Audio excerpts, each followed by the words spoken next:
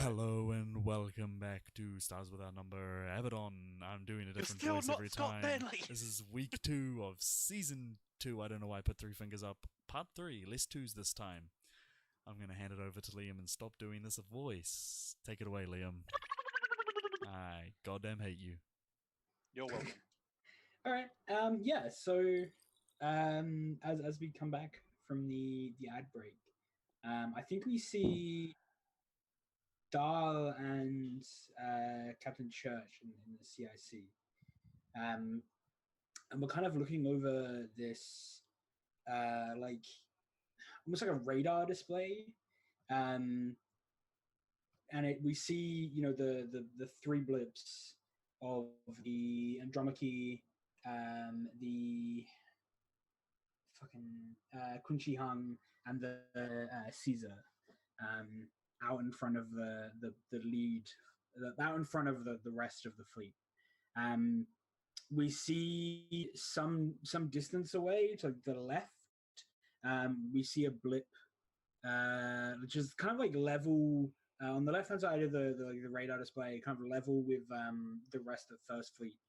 We see a blip with like a distance measurement, I guess, on it for like Second Fleet, and then a third like green blip further to the north of the display that says Third Fleet with a little distance under it as well. And then we see towards the north, we see Titan, and we see roughly 14 to 15 like contact blips, designated like unknown, near Titan. How many are in our fleets? We have three capital ships, and then one, two, three. I think the answer is an absolute fuck ton. You have 12. Yeah, just wondering. In First Fleet, there are 12 ships, 3 of which capital ships. Yeah, and I think we see a like message request, kind of, or a new contact. It would be request like blip, and the comms officer turn and says, "Sir, someone from the orbital station around Titan is hailing us. Go away. We're close enough for only a second or two of light lag. You'll be able to have a full conversation if wanted." And I think. Yeah. I nod at the captain and I say, "Go ahead." Yeah. If he so wants to. He I think he takes the back. He says, "This one's yours, Exo. You'll be the one making contact on the ground. You might as well do it now." All right. So Dahl gets up and puts herself in a good position of looking authoritative and says, "Patch her through." Yeah, so you know the comm panel in front of you, whichever one you've gone to, flashes live, and we see a kind of well-dressed man, obviously by proportions and facial features, a spacer, in a what almost looks like a PMC uniform, like a private military company uniform. And I think how well do you know the private militaries, the mercenaries of the system? I am from Eurocorps, and I got a hasty education of anything that involves going above Cool. Atmo. Yep. So very little. Cool. Yeah. So you don't recognize like who this is or what company they could be from. Yeah. And yeah, I think he says, "My name is Lucas Varajin. Who are you?" I am Commander Natasha Kirsten Dahl of the EDF and Andromache. We're here under the. Let's see. I need to remember her name. Let's see. Hi, Grand Lord Commander What's-Her-Face. Yeah, it would be. We're here under the command task force of EDFN Alexander, the flagship. He nods We and have says, I notice you are painting my vessels with target locks. Care to explain? purely for our own safety. You currently are not identified as friendly or hostile, but we have been. Let's see, what should I say? But we have announced ahead of time the declaration of martial law. You may stand down.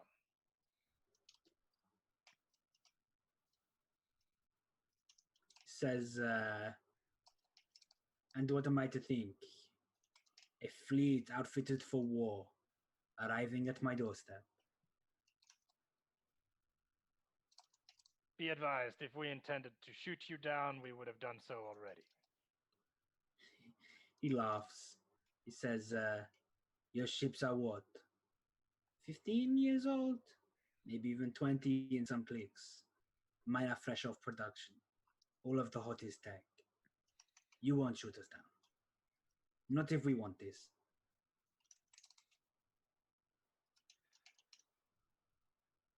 The current situation is precarious at best.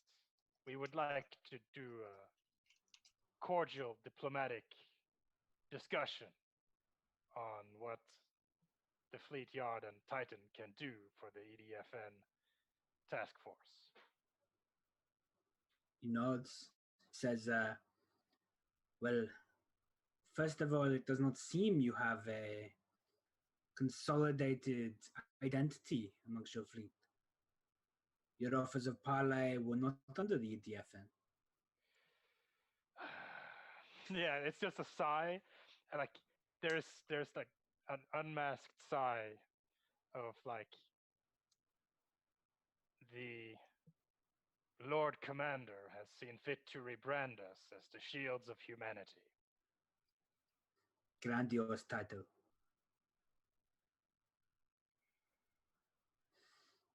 He says, so tell me, at range, I win this fight. So why should I let your ships get within CQB?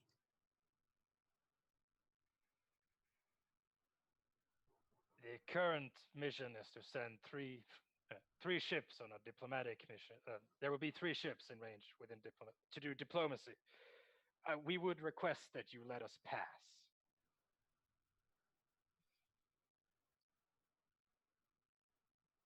Out of the goodness of your heart.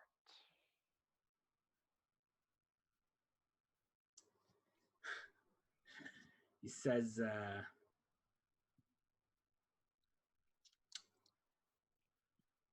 I will have to confirm this. I will be back with you momentarily. And yeah, the com just ends. Like he just cuts the com. And I think like the sensor tech, whoever's on the sensors, kind of turns to you, and kind of confirms what he says. Like it's a lot of bragging. His ships are really new, but they do outrange like the current fleet. You guys in CQB, if you guys got within range of most of your heavier weapons, you would fight 10 times out of 10. But like, at range, they stand a chance. Maybe a good one, but a chance. But yeah, if your guys in your fleet gets close, you'll tear them apart. No questions asked. Yep. And yeah, I think shortly later he comes back and he says that the com requests again, which I assume you accept. Yep. Yeah, and he says, Commander Day? Dahl, yes. Against my better recommendations, it seems my employer wishes to speak with you. Your 3 ships will be allowed. The rest of your armada will harden its breaking burn and will slow. This is not a request. This is what will happen.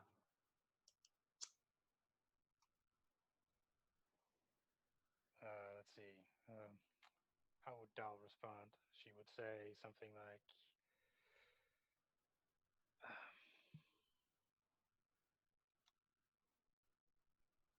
let's see. Well, let's try not to make an incident out of this. Dal over. Dal out. And she cuts the comms. Yeah. And she looks at her captain and she says, it's time to tell the Lord Commander the op is go. And to slow her break. He nods. They will. Bring us in. Prepare the crew for the rest of the deceleration. I want it done hard. I want to arrive as quickly as possible and leave us leave us vulnerable for as little time as possible. Understood? No, I think not just yes, die. sir. Nice. And she, oh, I'm here. Yep. Yeah, you good. Okay. Yeah. So Dal goes to do that. For sure. So yeah, we see, we see like a clips throughout the ship of crew members, receiving these injections that stop them from passing out during these heavy braking burns. The come down from the shit is not nice. So Marines, where possible, don't take it. And this probably isn't a hard enough burn for you to take it. Yeah, Seymour, you get it. Yeah. Do you want me to roll save? Yeah, I think so. Everyone else probably wouldn't have to, but you're not really used to this shit. This is the military grade shit. I win. I got a 9. Cool. So I think that was bad. You sit down in your cabin, and like the auto dock kind of like injects you with this chemical compound that just is meant to basically just keep your blood flowing and stop you from stroking out under the higher than usual sustained gravity. And yeah, like I think it just knocks you out. Like I think the chemical your body just isn't used to this stronger chemical compound. Like, it's obviously going to do its job, or else it knocks you unconscious. Your body just can't cope with the extreme. I don't feel. Yeah, exactly. Cool. And yeah, we see we kind of get this external view of the fleet, and we see the like heavy the drive plumes grow larger as they do like a heavy braking burn to bring them into an orbit with Titan and the Saturn Corp fleet that surrounds it. Cool. So I think we get the credits of the episode, and for the observant viewer who sits around till the end of the credits, the credits end. We get a normal roll, and the screen goes black, and then it fades back in, and we see this like stupidly luxurious office with what looks like it's really hard to tell whether it's like a super high definition screen or a window that is displaying Saturn, and we can see the planet through this window.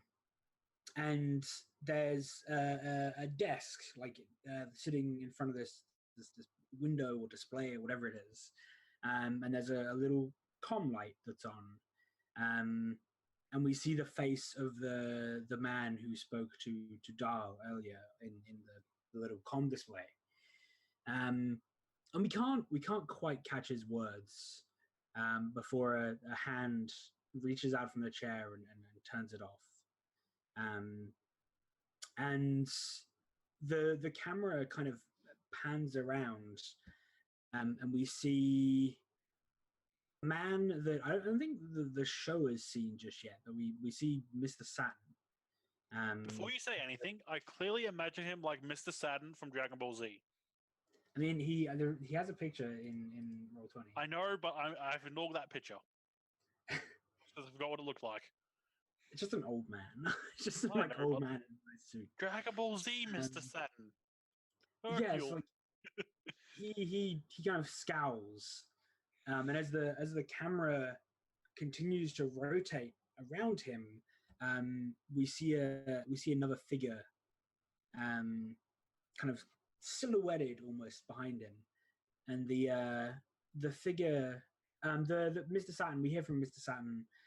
We hear, so, security chief, what do you make of our new visitors?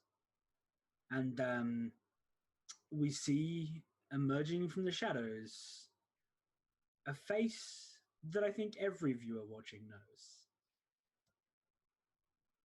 Matt, I think your face tells me you know who this might be. I have 3 guesses. Do you want to take a guess, Matt? I reckon Matt's got one guess. Slain. Certainly is. It is Slain Morrison himself. And he steps forward into the light and says, Don't worry. Whatever they have planned, we'll deal with them. The scene cuts. How many people from the old ship suddenly show up? Fuck yeah, it's Slain. Oh yeah. We're so fucked. We have been waiting so long for going that. to kill us all. I want Slain to kill us all. He's the true hero here. Can we just join forces with Slain? I don't know. He might suspect you. Oh, well, that was a fun episode. Weren't many rolls made, but that was... I don't think I made a single roll. That was still... Oh, one roll. It was still really fun, though. I enjoyed that a lot. Yeah, there's a lot of setup and RP for... next session is going to be interesting. Yeah, it is. Next week or 2 weeks? Next week. Next week, I imagine, if everyone's Next week. good. Always next week. I'm good. I didn't get any obstacles to my goal. Shit.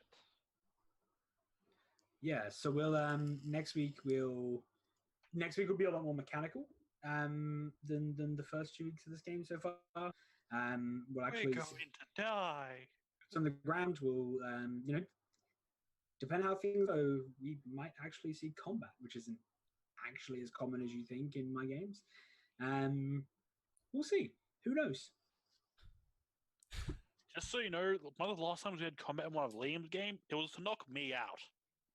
Yeah, it was to kill Quack's character.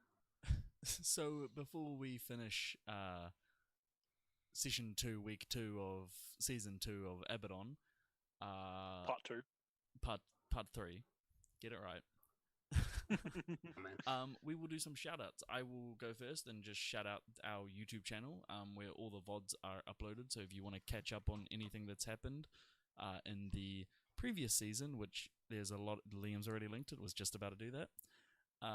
There's a bunch of setup in there for stuff that is probably going to make itself known during this season that I know I am, and I'm pretty sure the other players are very excited to see happen. Slain was a massive payoff for all of us, I think. Does anyone else have shout-outs before Liam goes? Because I know he's a fuckton. Yes, I do. Oh, awesome. I'm going to start streaming this Saturday. I'm going to play all the LEGO games because I'm bored. There you go. Yeah. Do you want to link your Twitch? I would, but I don't know my own channel link. That's right. So, if you want to check out some of the LEGO games, which I mean, you all do. I know you do. The LEGO games are amazing. Check Quack a follow and proceed from there. We can watch them obviously fail at LEGO games because I'm starting with Star Wars. A good fucking Because choice. it's the first Which LEGO one? game. Good choice. which one? The complete collection. Hell yeah. Nice. All right. I Cool. literally have all the LEGO games on my Steam. Decent. When this is uploaded to the YouTube eventually, that will be in the description. Apart from that, hey everyone, I'm me. This is my channel. If you're already here, welcome. This is all we do at the moment because I have shitty internet and I require other people to do that for me. But in 13 days, I won't have shitty internet. And I'll be able to stream again, would be great. So if normally I'm a variety streamer, I stream whatever the fuck I want to play at the time, running anywhere from strategy games, first-person shooters, whatever. He sucks at those. I'm terrible. I'm also really bad at games. So that's in general. Back to always here to yell at me. So yeah, if you like what you've seen here, if you like the roleplay content, if you like my face and my dumb beard, follow the channel and you'll get to watch more of the dumb antics that we do.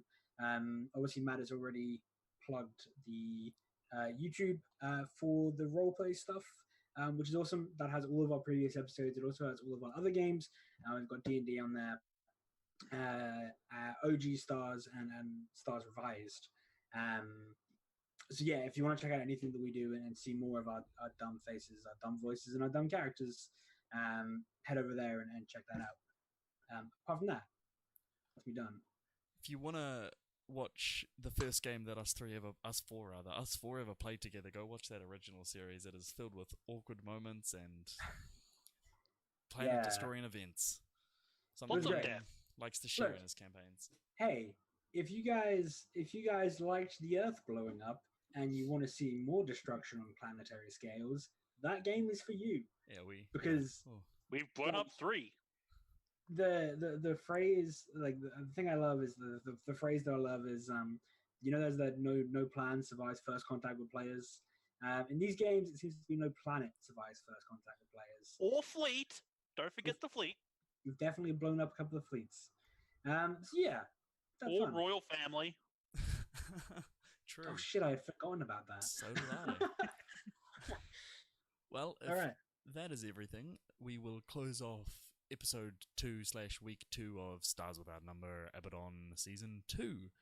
We will be back next week, similar time, if not the same time. Thank you very much for watching, and we'll see you later. Bye-bye. Oh, there it is. You got it in.